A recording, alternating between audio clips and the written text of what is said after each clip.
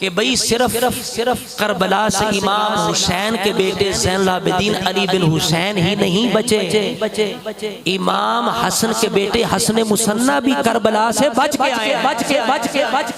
ऊंचा बोलो सुभान अल्लाह।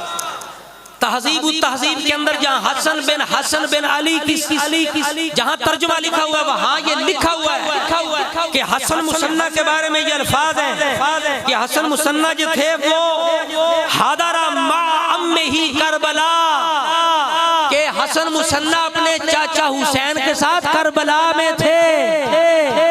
और भाई करबला से अगर हुसैन के बेटे शहजादे बचे हैं तो इमाम हसन के शहजादे हसन मुसन्ना भी बचे हैं, वो भी गाज़ी करबला है, गाज़ी करबला है। और वो जख्मी हो गए, उनकी वालदा की तरफ से वालदा के चाचे का जो बेटा था वो उन्हें करबला से उठा के ले गए, वो करबला से वो भी बचे हैं। हसन मुसन्ना भी गाज़ी करबला है।